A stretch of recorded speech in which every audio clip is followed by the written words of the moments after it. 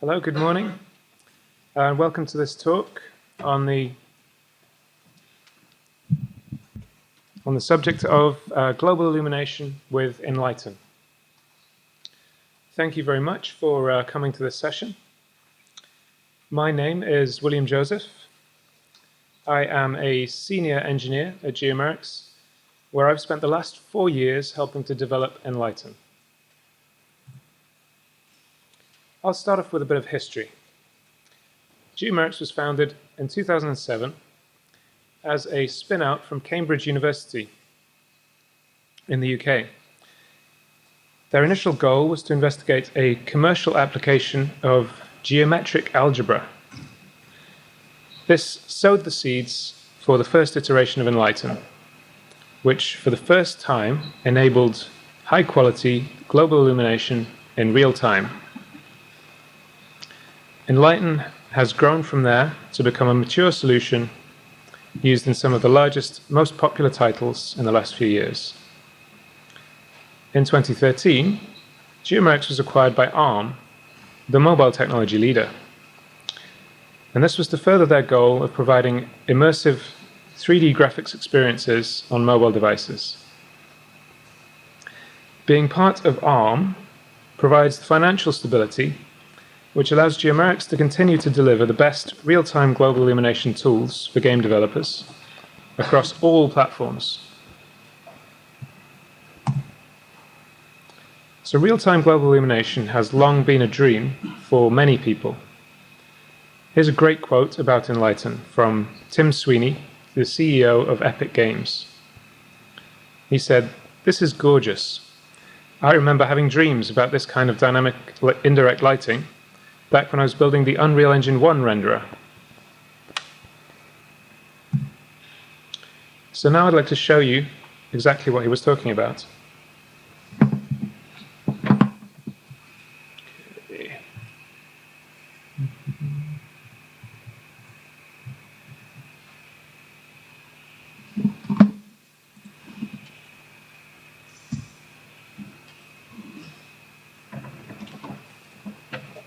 So this is the realistic rendering demo running in Unreal Engine 4. This demo showcases physically based shading in combination with Enlighten's real-time global illumination. All of the lighting is dynamic.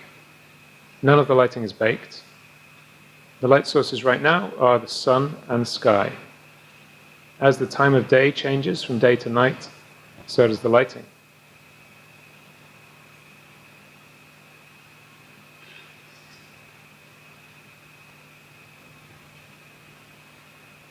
So I'm now free to make changes to the lighting.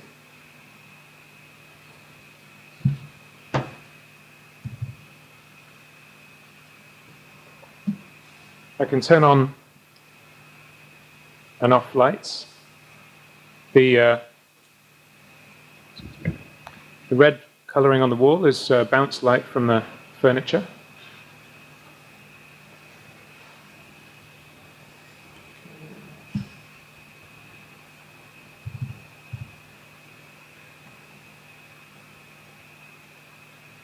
The television is a dynamic area light. This is modeled as an emissive surface. And the effect of this light is computed entirely by Enlighten. Now I'm going to turn Enlighten off to show you the difference.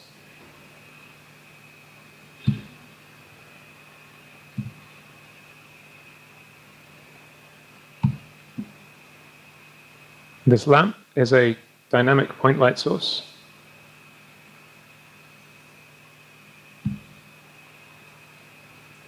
Which can also be moved.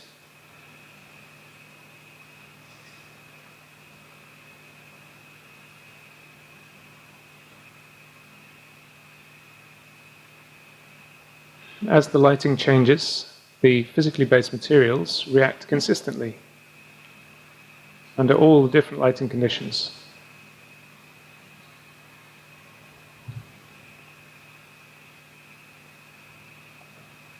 Enlighten also supports or provides real-time image-based lighting.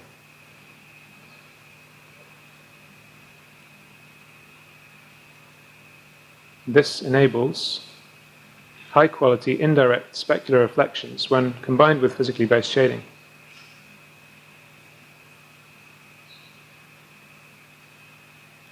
We can see as the indirect lighting changes,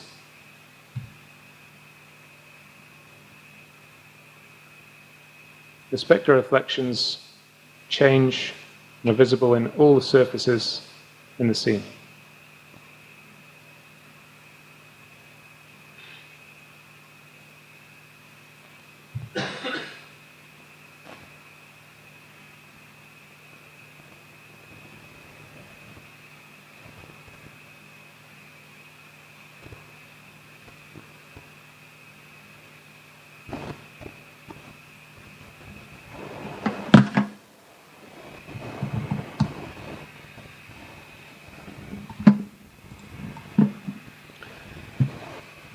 So, in this talk, I will introduce Enlighten, and I'll show you the impact that it could have on your game.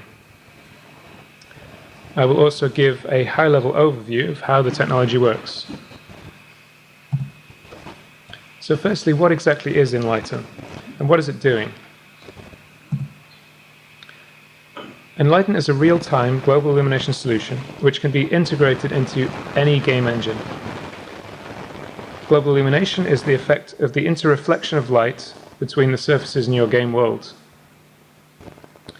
With Enlighten, you can completely change the lighting and surface colors at runtime, and the global illumination results will be efficiently updated in real time. So what could Enlighten do for you? So Enlighten provides a complete high-quality solution which integrates seamlessly with your rendering. Completely dynamic lighting gives game designers the freedom to develop entirely new gameplay experiences. And dynamic lighting means that lighting artists can see instant feedback on their changes. They don't have to wait hours, perhaps, for a bake. And there's no need to work around the limitations of static lighting. Enlighten delivers both improved lighting quality and reduced development cost. So now I'm going to show a little video. This one, where is it?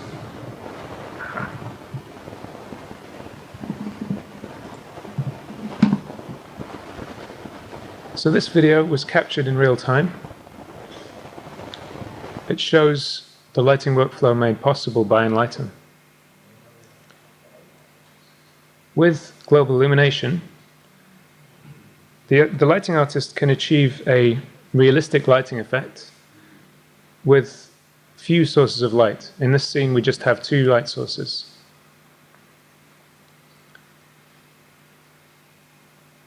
Removing the long iteration times enables the artist to tweak and deliver the best possible quality in much less time.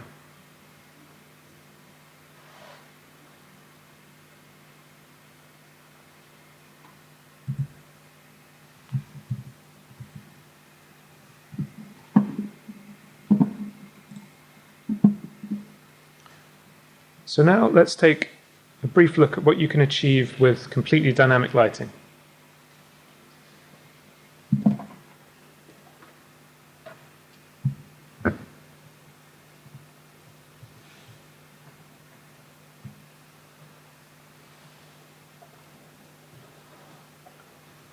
So this is the subway demo. This was created in Unreal Engine 4. Again, all of the lighting is completely dynamic. There's no baked lighting in this demo. As the light sources change, the global illumination is updated in real time. I can turn Enlighten off completely, and we can see only the effect of the direct light sources.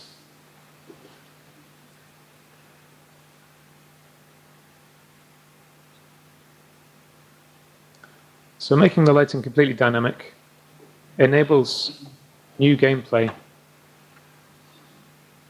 For example, we can give the player the direct control over the lighting.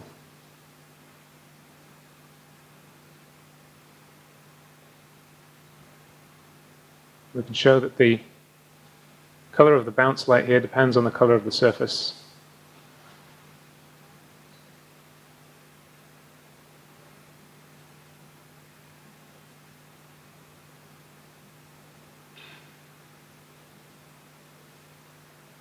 When we destroy this wall, the green area light behind it is now passing through. This is also a dynamic area light. I can turn it on and off. I can turn off Enlighten to show that the effect is produced by Enlighten.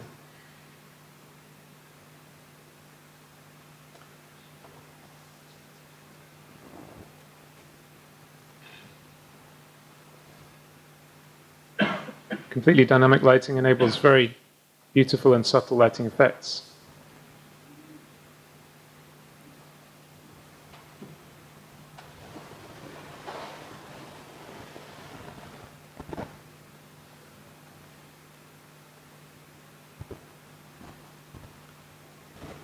These rocks and this debris are movable objects. They can be moved around by the player.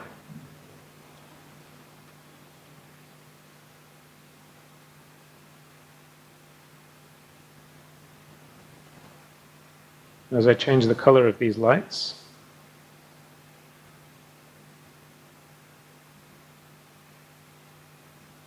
these objects react. The global illumination, they pick up the global illumination and blend in perfectly with the surrounding static geometry.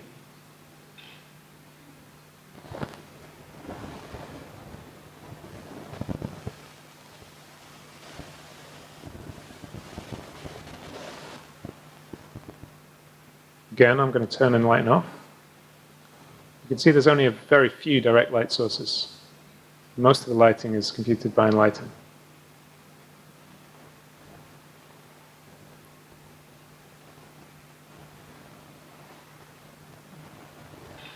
So now I'm going to show the destruction here in a little bit more detail. I'm going to blow a hole in this wall.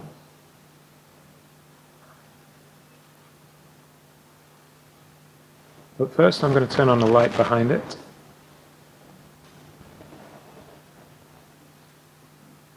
I'll turn these lights off.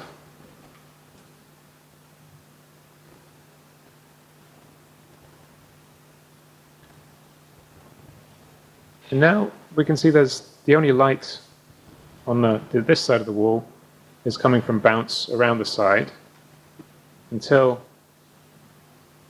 we destroy it, make a hole. Now the light can pass through. And this isn't a faked lighting using a spotlight. It's actually light from the light source that I'm changing the color of, passing straight through the hole.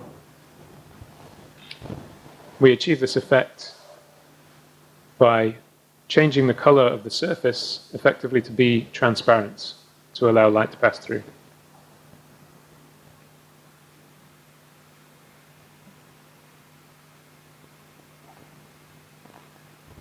So Enlighten enables some advanced global illumination effects, including the transmission of light through a translucent surface. So here we have some green frosted glass. With the surface, it's partially translucent, so some of the light shining onto it from behind bounces back, but the rest is transmitted through. At the moment it's set to transmit 50% of the light. The transmitted light takes on the color of the surface. This is all completely automatic.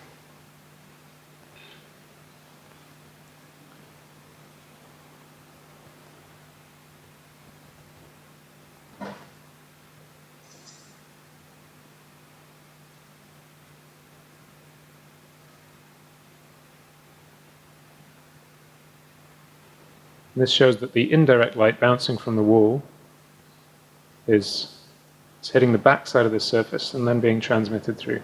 in the color of the surface. I can even destroy the surface, and now all of the light can pass through.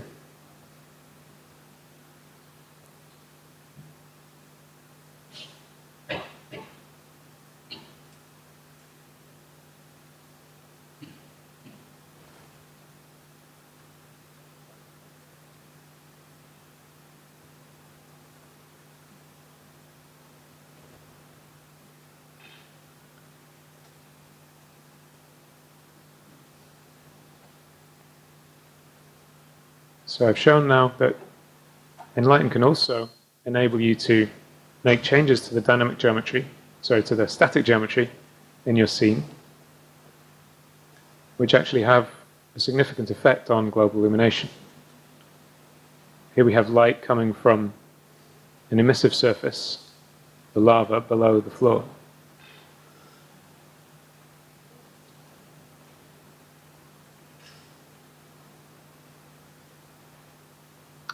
So this demo has shown you how you can, a few of the ways that you can begin to use Enlighten to make your game more dynamic.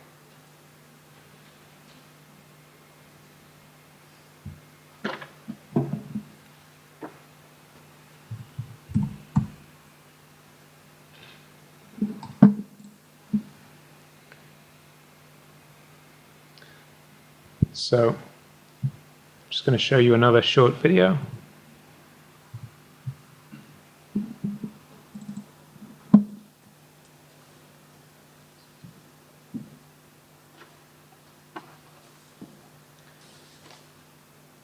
So Enlighten now includes a new lighting editor and pipeline tool known as Forge.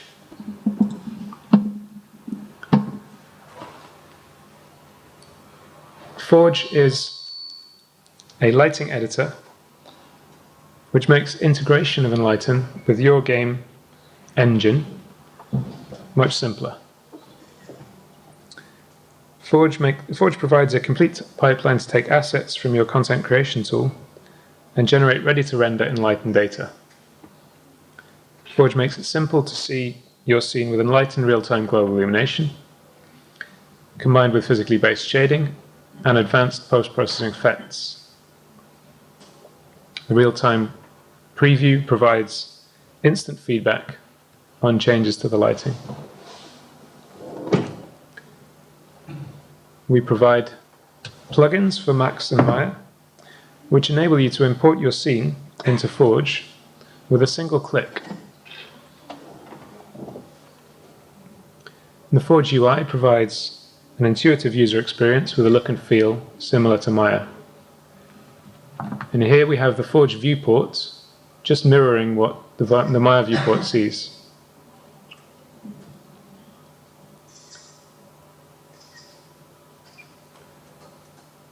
Forge gives you the choice between two lighting workflows. So the usual workflow is that you would create and edit all aspects of the lighting within Forge. But you can also import existing lighting or individual lights directly from Maya.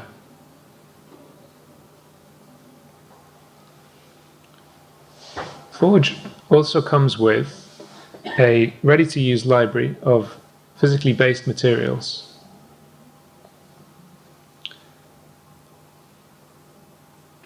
And changes to the materials in the scene have an instant effect in the preview on the way surfaces bounce light.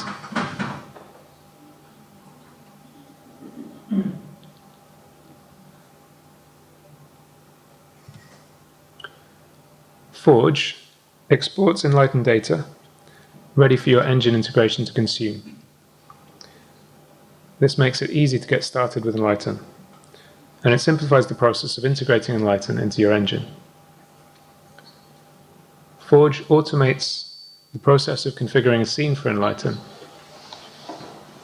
and generating Enlighten data, while still giving the user full control of the lighting quality and performance. Forge is also provided with full source code, which means that it can be a useful reference So learning how to integrate the workflow into your own engine.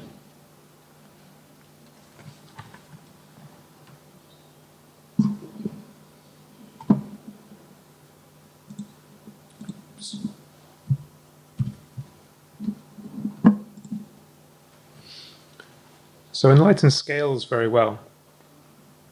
It's used in claustrophobic interiors, but also in large open worlds. It's part of many games with very large playable areas, such as Dragon Age Inquisition. We are also currently developing a specialized solution for height field terrain, which will enable even greater scalability through support for variable level of detail in the lighting.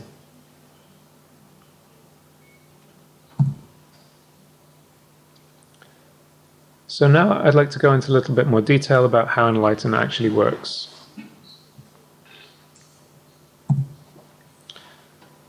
There are three components to Enlighten: the precompute, the Enlighten runtime, and the engine integration. The Enlighten precompute takes all of the static geometry in your scene as input. It then computes visibility information and outputs highly compressed runtime data.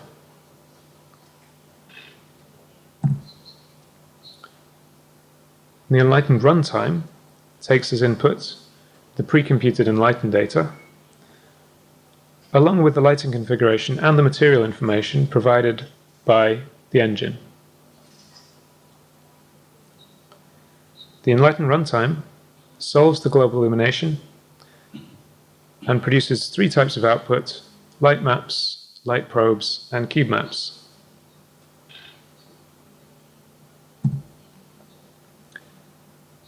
These Enlighten outputs are used by the renderer to produce the final rendered image. Light maps, light probes, and cube maps are very widely supported data formats. They can be used with any renderer or any graphics API.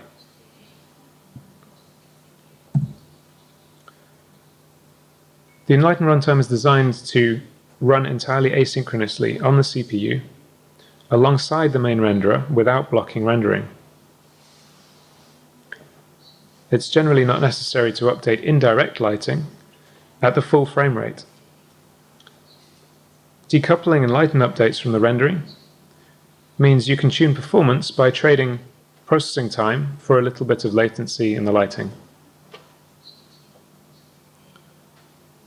This is particularly relevant when the renderer is already pushing the GPU to its limit in order to hit a fixed frame rate target, such as 60 frames per second on consoles, or even 90 frames per second in VR or AR applications.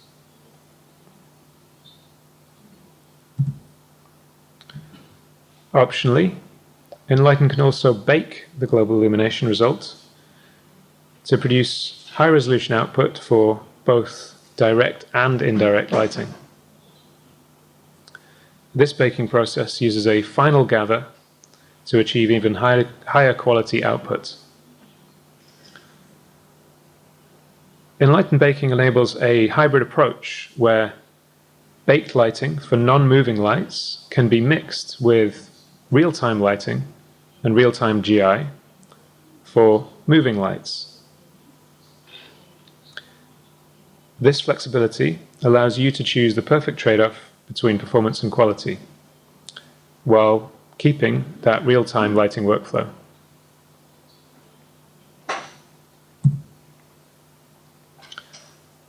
So how does a content creator work with Enlighten in practice? Enlighten offers complete control over all aspects of scene configuration, but in practice, most of the configuration process is automated. Before running the Enlighten precompute, you can change the light map resolution, the light probe density, the location of cube maps used for reflections. After the precompute, the lighting artist can iterate on the lighting setup with instant feedback on their changes. the artist now has the freedom to tweak and experiment until the perfect result is achieved. So how are the different types of Enlighten output used? So the first and very important type of output is Enlighten light map textures.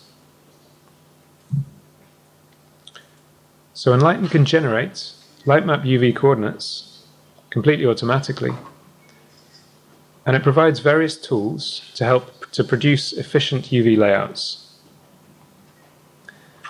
This means that instead of specifying a fixed light map size for each mesh, the artist can instead specify the size of a light map pixel in world units, and then the UVs will be automatically adjusted. Enlighten light maps contain only low-frequency indirect lighting and require much lower resolution than traditional baked light maps. So a typical scene might use a resolution of 1 pixel per meter. Now the runtime cost of Enlighten light maps increases in proportion with the number of pixels updated. And changing the pixel size allows you then to choose the right trade-off between performance and lighting quality. So each light map UV island is known as a chart. Each chart requires additional padding space in the light map. If there are many small charts, this can result in an inefficient use of light map space. And Enlighten's automatic UV generation tools produce efficient UV layouts by efficiently or intelligently merging charts together.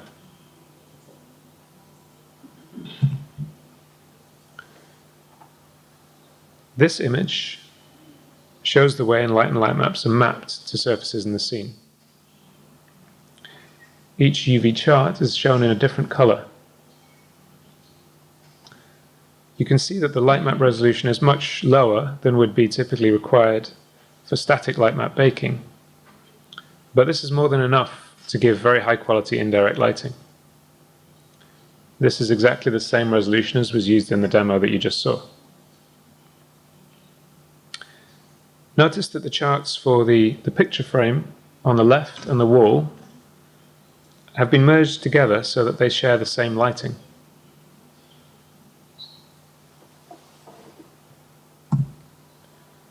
So the second type of output I'm going to talk about is the spherical harmonic light probes.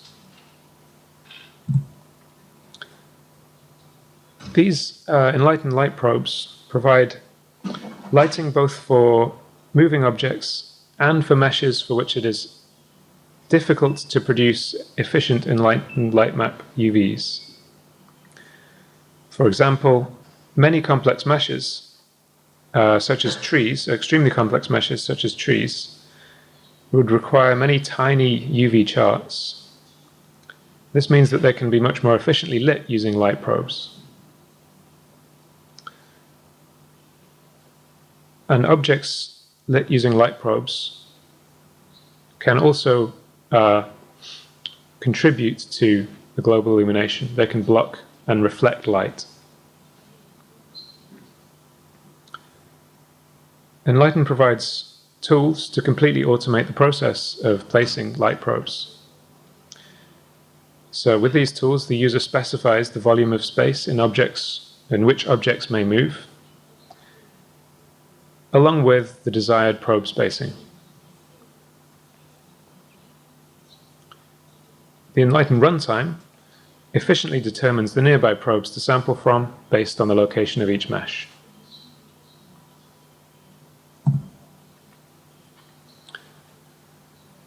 This image shows the results of the automatic probe placement.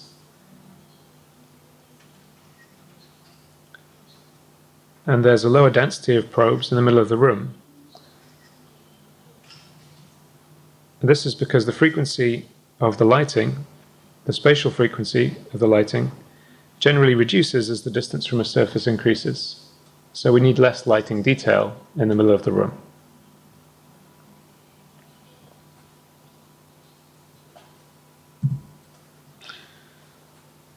Enlighten's cube maps capture the scene from a given location for use in reflections. This technique is commonly known as local image-based lighting.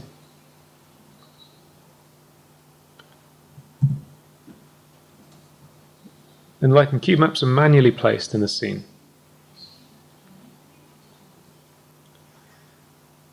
So, a typical game engine renderer will usually require specification of a volume, which is typically a box or a sphere, within which objects will take specular reflections from the cube map. There are various rendering techniques that can be used to compensate for the distortion of reflections which occurs on surfaces further away from the cube map.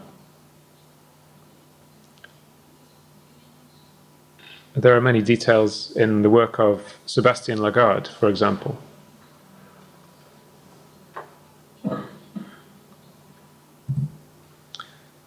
And just to illustrate, this image shows the location of one of the reflection cube maps placed in Unreal Engine 4, along with the box that defines its volume of influence.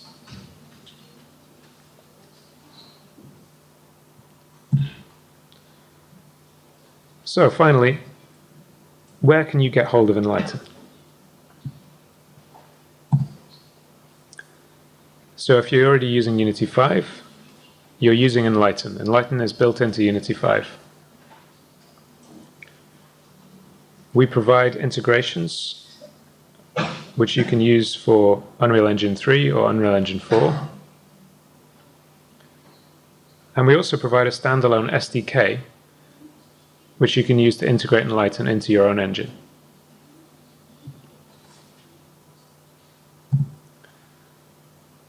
The Enlighten runtime is available on all major platforms, including mobile platforms.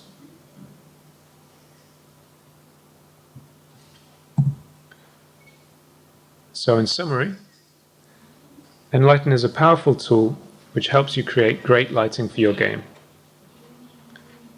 It's general and flexible enough to work with any rendering technology.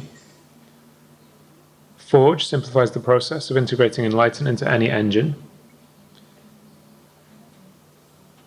And Enlighten is now used in many leading in-house engines and comes as standard in Unity 5. The Enlighten real-time workflow benefits alone are huge. But we're always excited to see the new things that are possible when people design their games with the freedom of completely dynamic lighting.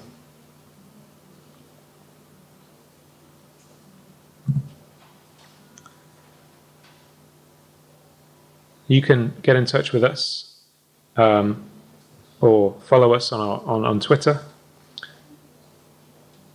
And you can get more information at geomerics.com. Thank you very much for listening today.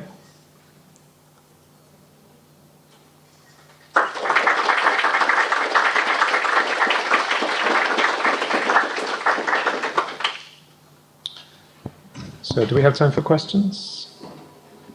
質問のある方は挙手をお願いいたします。Do we have the... here. Thank you.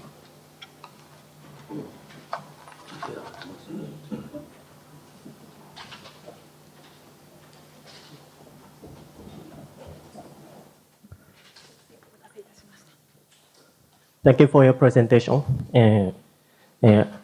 I'm curious about mobile support about Enlighten. I think Geomerics is a ARM company, so I suppose Mali GPU is well supported, right? So first off, you're very welcome. Thanks for the chance to talk to you. So, in fact, because the Enlighten runtime is primarily running on the CPU, it's supported on literally any mobile device that has sufficient CPU power. For real? Thank you.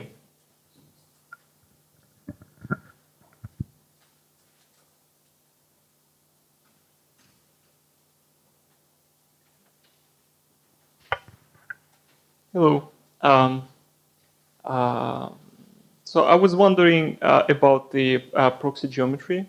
So in previous versions of Enlighten, I know there was you had to provide a proxy geometry for it to work properly, and it was absent from this talk. So I'm wondering, did you get rid of that step, or it's still there? So I hinted at that when talking about the automatic light map UV generation. We provide various ways for you to get the most efficient possible light map UVs. One of these ways is by creating a proxy geometry, which will basically give a hint to how to generate the UVs correctly and efficiently. However, we have, in the last few years, we've created some tools which can just automatically generate those UVs without requiring proxy geometry. Some of our customers still choose to use proxy geometry so that they can get the absolute most efficient UV layouts. Okay, thank you.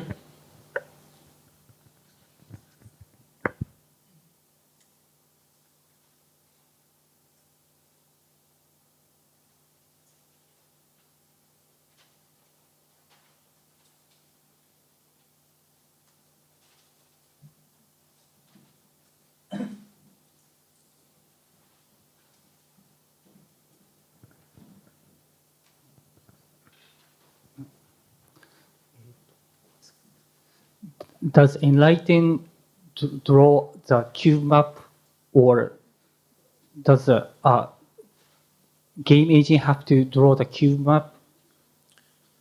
So in the demos that you've seen, these are running in the Unreal 4 engine. And in general, and in this case, all of the rendering is actually performed by the game engine.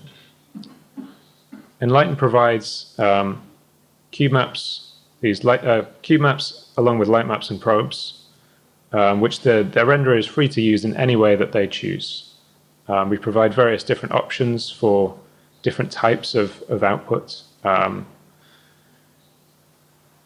cube maps, we provide different output formats, so floating point 16 and so on. Okay. Another question. How do you avoid the light leaks for light probes? So for light probes, we have some technology which can, during the pre-compute, it can detect when there's like a wall between two light probes, and it can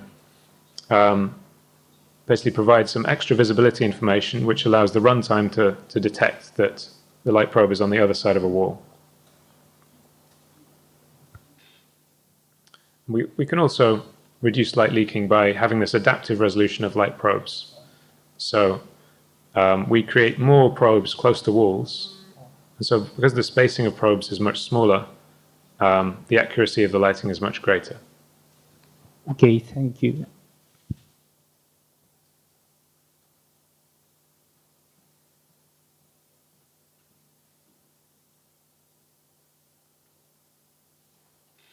Please feel free to ask questions in Japanese. We have simultaneous translation.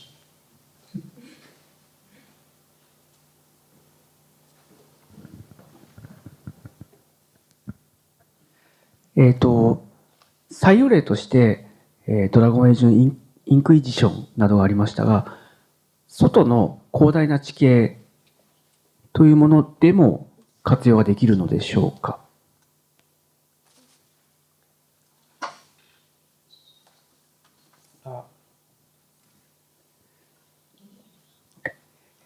採用例として、ドラゴンエイジのインクイジションなどがありましたが、広大な外の地形でも同じように活用ができるのでしょうか。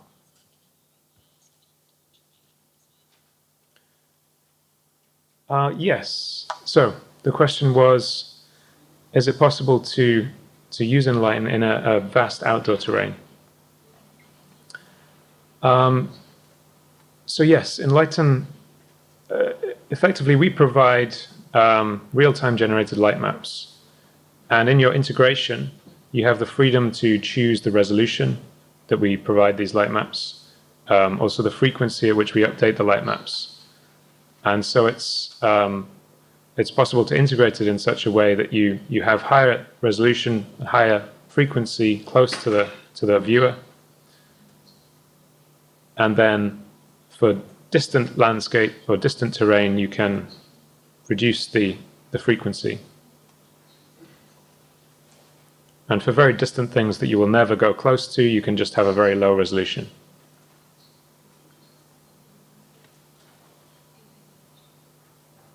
And we are currently working on an improvement to this, which will allow infinite levels of detail in the lighting.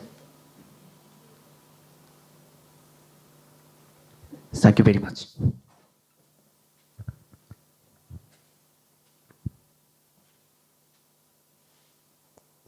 せっかくの機会ですので、ご質問がある方は挙手をお願いいたします。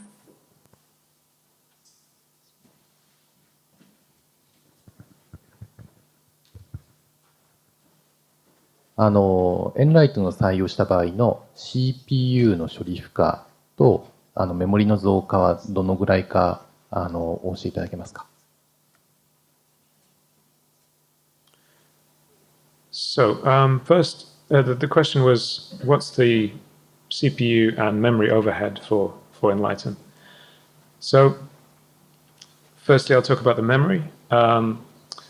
In practice, because the Enlighten light maps are so low resolution compared with baked lighting, if you move from a baked lighting solution to Enlighten, you'll generally be using less runtime memory than you would for storing the light maps. Sometimes this can be much less, depending on your light map resolution. We think that you can retain the same quality for typically at least half the amount of memory you were using before. Regarding the CPU overhead, this obviously varies completely depending on the resolution of your lighting and the size of your scene and many other factors. However, in practice, for typical, say, PS4 game, we see customers allocating just a fraction of the time from one CPU, so maybe 20%, 25% of one CPU. And this is when they have an extremely constrained budget. You can use more or less depending on how much time you want to spend or how quickly you want the lighting to update. ありがとうございました。You're welcome.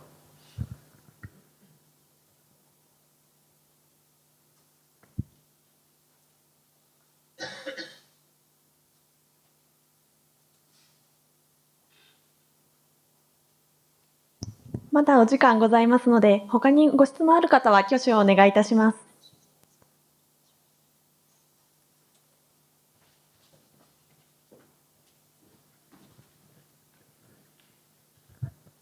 前計算に CPU と GPU どっちを使って計算しているのかっていうのと、前計算にかかる時間ってどれぐらいですかね。So the question was, do we use CPU or GPU for Enlighten calculations? To pre-compute. Pre-compute. So the question is, do we pre-compute on the CPU or GPU?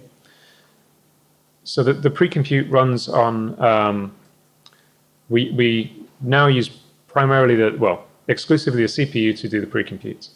This is an offline process, and it actually runs in practice distributed across as many machines as you want to use. We currently support Incredible, there's our distribution tool. We're looking into supporting SNDBS as well. But we're talking to Sony at the moment, and we need to make changes to the SNDBS before this can be supported. どれぐらい時間がかかるかっていうのも。Good question. Oh. I can hear myself. マイ計算に分散した場合にどれぐらい時間がかかるかっていうのです。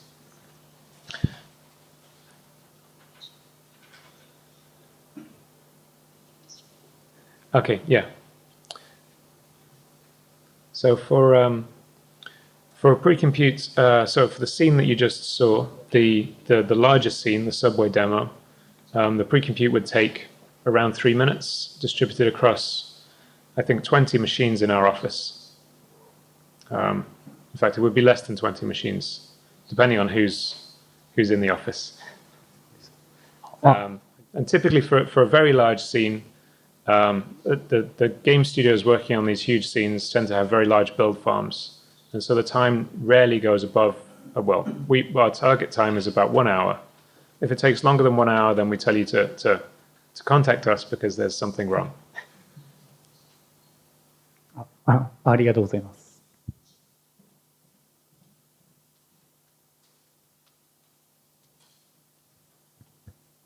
アンリアルエンジン4と絡んだ質問になるのですが、アンリアルエンジン4では標準的に GI の機能がいくつか入っていると思うのですが、それと比べた場合のエンライトンのメリットというのはどういったものがあるのでしょうか。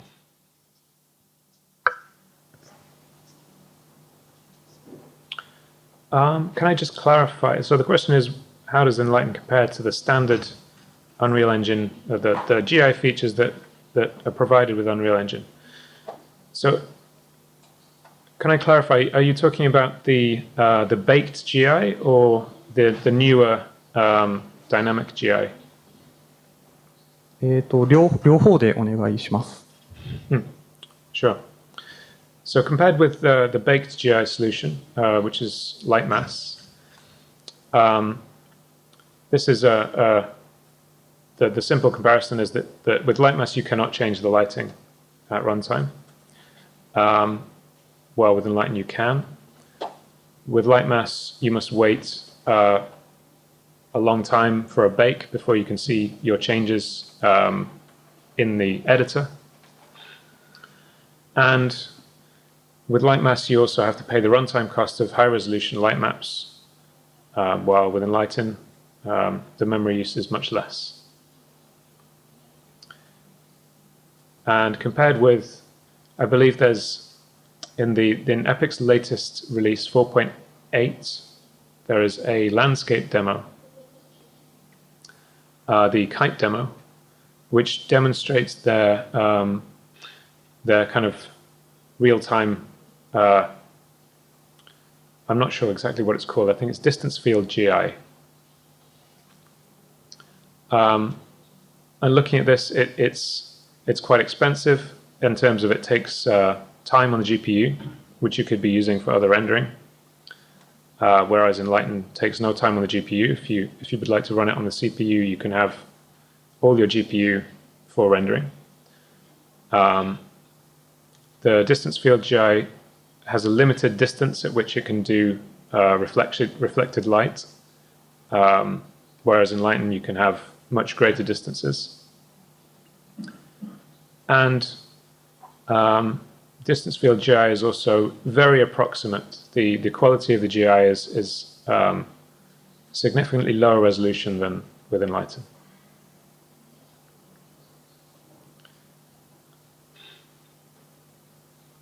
ありがとうございました。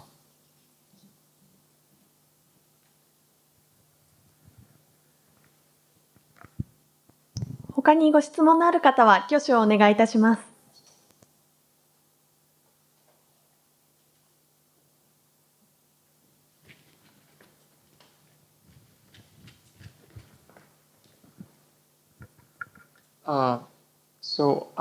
The destruction looked very interesting. So can you explain how much impact on the amount of memory used destruction has? For example, we may go with a very simple solution and bake multiple copies, right? With every wall on and off, the whole copy of information we can store. But obviously, this is not what you're doing, guys, probably. That's Can right. you explain like how exactly does it work and what is the cost of the destruction? So the destruction is a very simple technique. We basically have an object. It might be a wall or it might be something larger. And you basically give that surface either a special material or you tag the object and you say this is destructible. And what that does is that, well,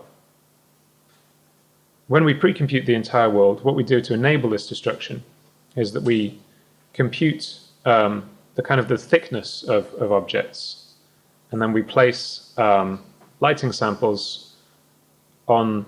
So for a given side of the object or a surface, we could find the lighting samples on the opposite side. And when you tag an object that runs, in the editor as destructible, then you can at runtime change its kind of transmission or the amount of light that it transmits. And what this does is that when the amount of light being transmitted is greater than 0, we actually sample the light on the other side of the object and transmit it from the opposite side. And so this kind of, if you think about it, it's basically like giving the object an invisibility cloak. It's like a cloaking device. It effectively gives an image of the light on one side of the object that was coming in from the other side. And this is very effective for indirect lighting.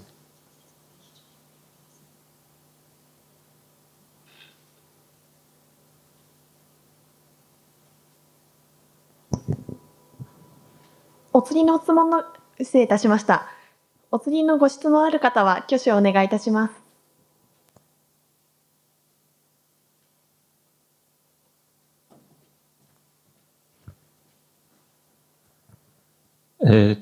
そうですね。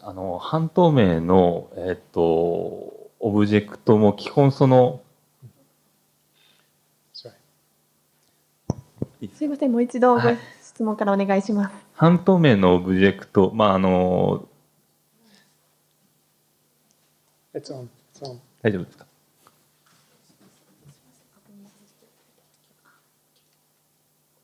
もう一度お願いします。はい。先ほど、壁の破壊のそのテクニックを教えていただきましたが、半透明、ガラス状のものを見せていただいた、それも同じようなテクニックを使っているというふうに理解していいですか？So the question is, how does the translucent frosted glass effect compare with the destruction effect? It's actually very similar. はい。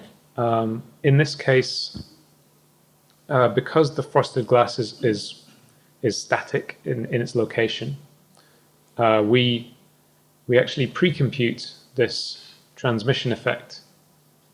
So it's no additional cost. So for the destruction, there is a small additional cost to store these sample points around the meshes, but this is very small.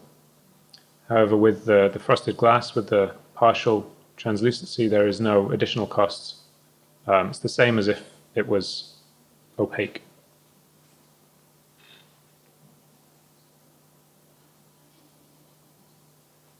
ありがとうございます。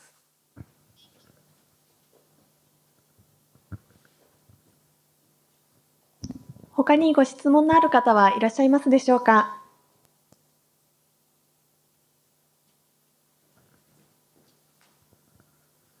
ですね、法事について少し質問させていただきたいんですけれども、さっきマヤと、さっきのスライドの映像の中にマヤと、実機の、リンクシンクしている映像があったと思うんですけども、あれっていうのは、PC とマヤ、つまり、レンダリングするエンジンに渡す側の、インテグレーションができて、ああいう映像が、要するに、データをそれぞれに反映できるっていう機能と思ってよろしいんでしょうか。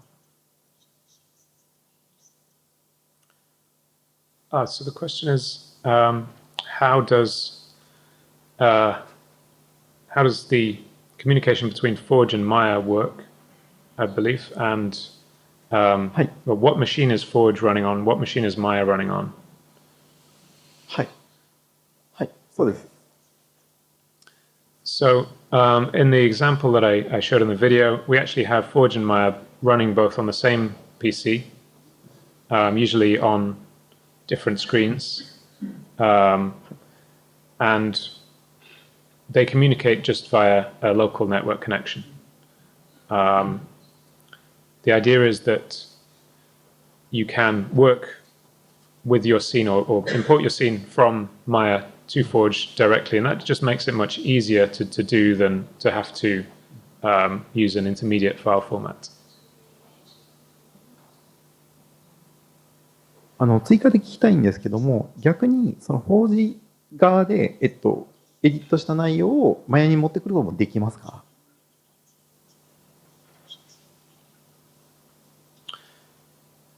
So the question is, can we bring the Forge preview with the materials into Maya? あ、そうです、そうです。はい。 So currently, Maya is the Maya viewport has some limitations on what you can do with rendering that make it very difficult to put all of the effects that we have in Forge into Maya, which is why we've decided to create this separate tool. So the idea is that instead of a plugin for Maya, we kind of use Forge, if you like, as a second viewport. なるほど。あ、はい、わかりました。ありがとうございます。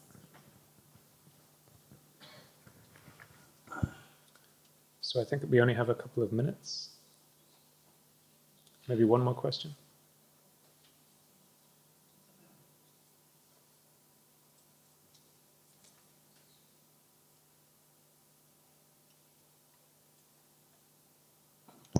最後の質問何かある方いらっしゃいますでしょうか。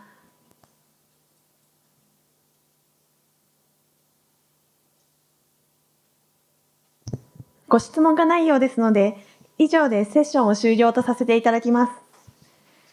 ご記入いただきましたアンケート、同時通訳レシーバーは出口にて回収しております。ありがとうございました。